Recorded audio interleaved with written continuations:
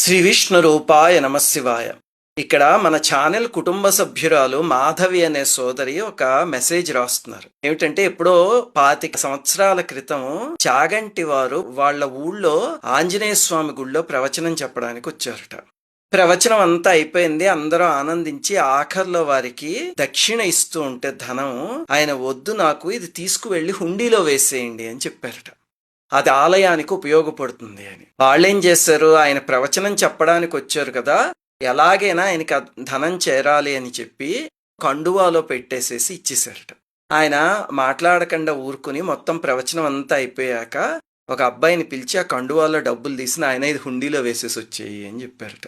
చివరికి organiser Vijayawada station వరకు కారులో దింపుతాను అంటే అవసరం లేదు నాయన, నేను వెళ్తాను అని చెప్పి రిక్షా మాట్లాడుకుని అందులో వెళ్ళారట.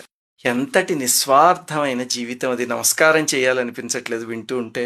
ఇక్కడ లీలా అని ఇంకొక సోదరి ఇంకో మెసేజ్ రాశారు చూడండి.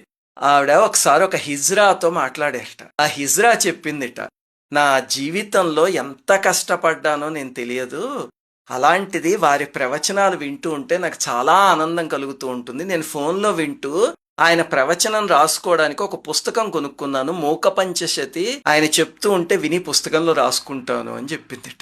ఇది వారి ప్రవచనాల యొక్క రీచ్ని తెలియజేస్తుంది. పండితుల్ని, పామరుల్ని, ఎవరినైనా ఏ ఉపాధిలో వాళ్ళనైనా సరే ఆ ప్రవచనాలు ఆకట్టుకుంటాయి అని చెప్పడానికి ఇది ఒక అద్భుతమైన సంఘటన.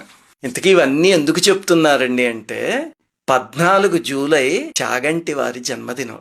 తిథుల ప్రకారం అయితే ఆషాఢ శుద్ధ నవమి అంటే వారాహి నవరాత్రుల ఆఖరి రోజు జన్మించారు వారు. వారికి జన్మదిన శుభాకాంక్షలు, వందనాలు. ఈ సందర్భంగా వారి సతీమణికి కూడా నమస్కారం చేసుకోవాలి మనం.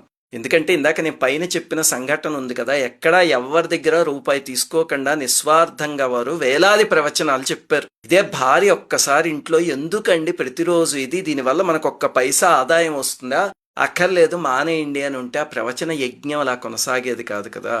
అందుకని తల్లి కూడా ఎంతో నిస్వార్థంగా సహకరించబట్టే ఇది జరిగింది.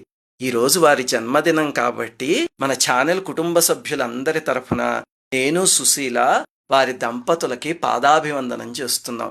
ఇలాంటి జన్మదినాలు వారు ఎన్నో జరుపుకోవాలని, వారి ప్రవచనాల ద్వారా ఇంకొన్ని లక్షల మంది తెలుగు వాళ్ళని ఆధ్యాత్మికతలో నడిపించే శక్తి అమ్మవారు వారికి అలాగే ప్రసాదిస్తూ ఉండాలని కోరుకుంటూ శ్రీమాత్రే నమః.